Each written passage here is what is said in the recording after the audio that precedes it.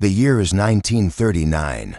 Barely 2 decades have passed since the end of the war to end all wars, but Europe exists in a state of fragile, uneasy peace. The First World War left a scar of millions dead and a continent haunted by its brutality. The Treaty of Versailles, signed in 1919, was intended to build a new, stable world, but for the defeated, particularly Germany, it was a crippling humiliation. This poisoned soil of national humiliation proved fertile ground for extremism. The global Great Depression, which began in 1929, shattered the German economy, leading to mass unemployment and social chaos. It was in this crucible of economic despair and political instability that a new, virulent ideology found its voice. The fragile democracy of the Weimar Republic began to crumble, its people desperate for any leader who promised to restore Germany's strength. That leader was Adolf Hitler. His National Socialist German Workers' Party, or Nazi Party, exploited the public's fear and anger, offering simple scapegoats and a powerful vision of a revitalized Third Reich. Appointed Chancellor in 1933, Hitler rapidly dismantled Germany's democratic institutions, consolidating power into a totalitarian dictatorship. His ideology, outlined in his book Mein Kampf, was built on a foundation of rabid nationalism and a core belief in German racial superiority. Central to this worldview was the concept of Lebensraum, or living space. Hitler believed Germany was entitled to expand, especially eastward, to conquer new lands for the German people. This inherently meant the subjugation or elimination of the inferior Slavic populations of Poland, Ukraine, and Russia. This was not just a political ambition, it was a non-negotiable tenet of his ideology. War was not just a possibility, it was an essential, preordained step to achieving his vision. The Western powers, primarily Britain and France, watched Hitler's rise with growing anxiety. Haunted by the memory of World War I's slaughter, their primary policy was appeasement, avoiding another conflict at all costs by granting Hitler what were seen as reasonable demands. This policy began in 1936 when Hitler boldly remilitarized the Rhineland, a direct violation of the Versailles Treaty. The Allies did nothing. Emboldened, Hitler continued to test their resolve. In 1938, he orchestrated the Anschluss, the annexation of his homeland, Austria. Again, the West protested but did not act. The policy reached its climax later that year with the Sudetenland crisis. Hitler demanded the German-speaking region of Czechoslovakia, and at the infamous Munich Agreement, Britain's Neville Chamberlain and France's Édouard Daladier handed it to him, believing his promise that it was his last territorial demand. In March 1939, Hitler broke the Munich promise and invaded the rest of Czechoslovakia, shattering any remaining illusions that his ambitions were limited. The Allies, finally realizing appeasement had failed, issued a firm guarantee to Hitler's next logical target, Poland. They pledged to defend its independence. Hitler, enraged by this encirclement, now focused his attention on the Polish problem. His demands were, on the surface, specific and seemingly negotiable. He demanded the return of the free city of Danzig, a port on the Baltic that was overwhelmingly German-speaking, but had been placed under League of Nations administration after WWII.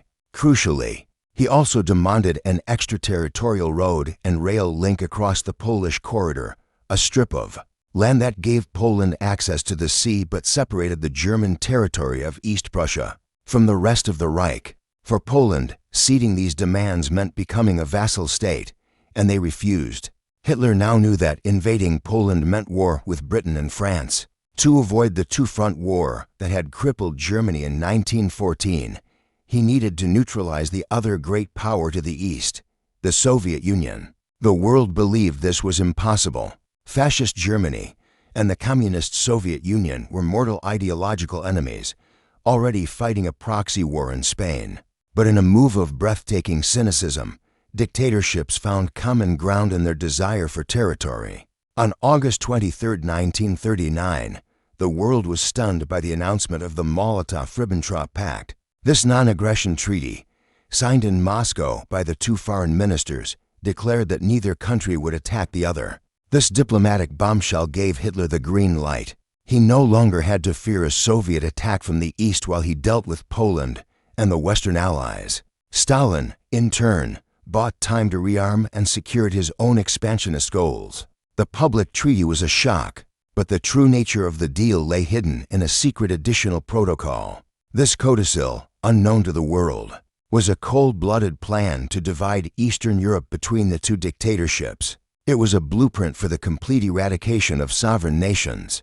The protocol drew a line straight through the heart of Poland, roughly along the Narew, Vistula, and San rivers. Germany would take the western half, while the Soviet Union would claim the eastern half.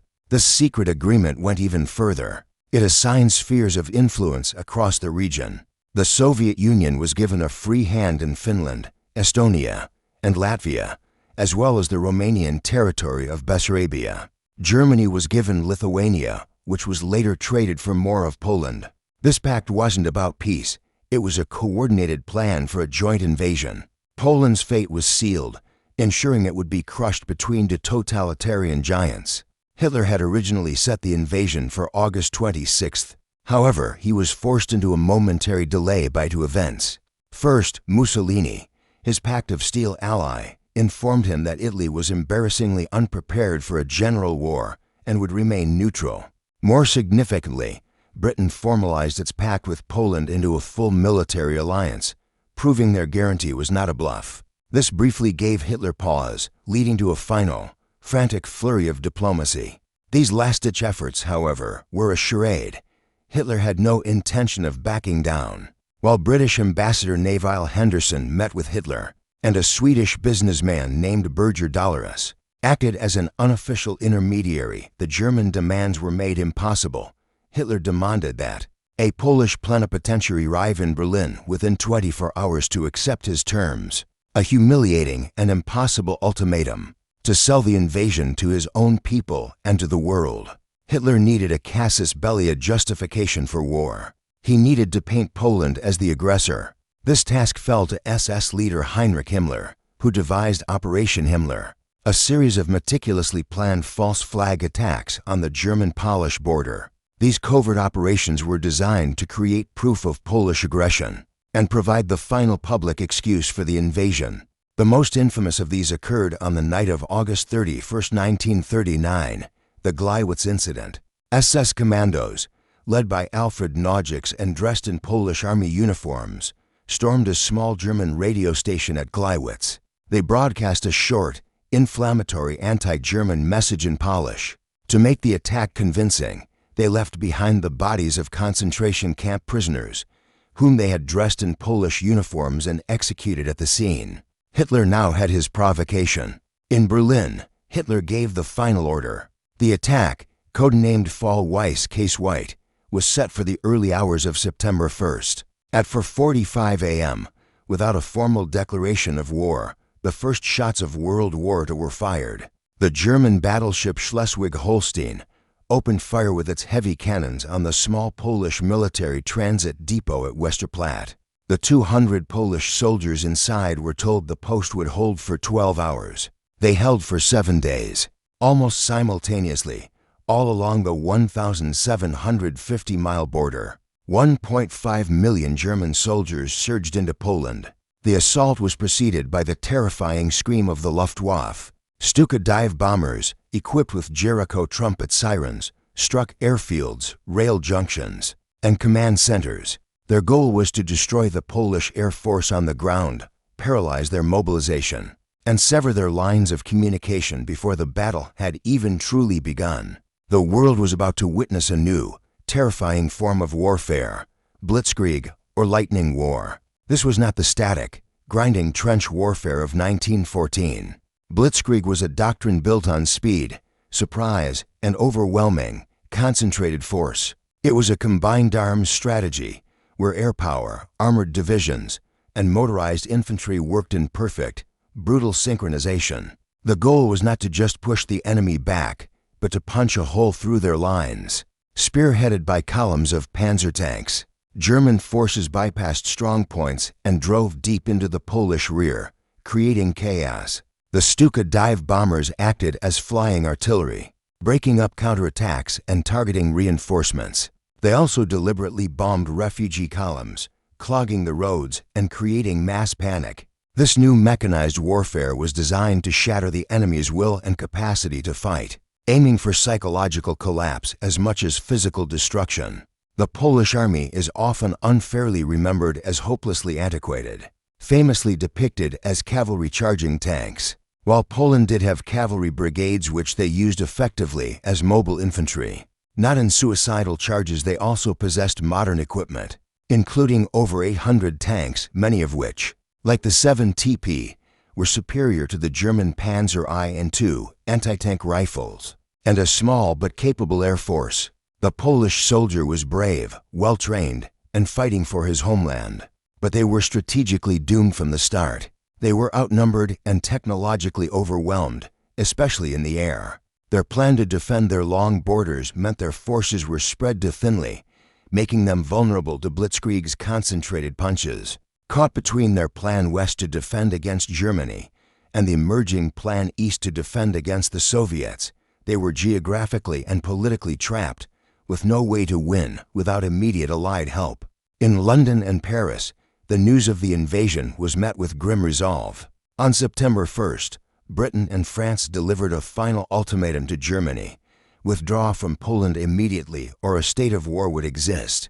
The deadline was set for 11 a.m. on September 3rd. As the clock ticked past the hour with no German reply, Prime Minister Neville Chamberlain addressed the British people over the radio, his voice heavy. This country is at war with Germany. France followed suit hours later. But while war was declared, no real war began in the West. The French army, hunkered down behind its massive, static Maginot Line, launched a Tokensar offensive, but advanced only a few miles before stopping. The British Royal Air Force dropped propaganda leaflets, not bombs, on German cities. For Poland, this was a devastating betrayal. They were fighting and dying, but their powerful allies offered no military relief. This period infamously became known as the Phony War. By mid-September, the Polish army, despite ferocious resistance, was shattered. The government and high command were attempting to regroup in eastern Poland, hoping to establish a new defensive line near the Romanian border and hold out until the Allies attacked. But on September 17, 1939, the final, fatal blow came. The Soviet Union, citing the collapse of the Polish state and the need to protect its Belarusian and Ukrainian minorities, invaded Poland from the east. This was the cynical activation of the Molotov-Ribbentrop Pact's secret protocol. The Red Army, numbering over 800,000 men, poured across the border, meeting little resistance from a Polish army already engaged in a life-or-death struggle. For the Poles, it was the ultimate betrayal, a stab in the back. Trapped between the Nazi hammer and the Soviet anvil, the Polish nation ceased to exist. The government fled to neutral Romania, vowing to fight on from abroad. Though the campaign was lost, the capital city of Warsaw refused to die. For 3 weeks, Warsaw held out under a brutal, indiscriminate siege. The Luftwaffe systematically bombed the city, deliberately targeting hospitals, churches, and residential areas in one of history's first major terror bombing campaigns, designed to break civilian morale. Lacking food, water, ammunition, and any hope of relief, the city's brave defenders finally surrendered on September 27th. On September 28th, Germany and the Soviet Union signed a new friendship treaty, formally dividing their spoils. Poland was erased from the map of Europe for the 4th time in its history. This was not merely a military occupation. In the West, the Nazis began a reign of terror, implementing their racial theories.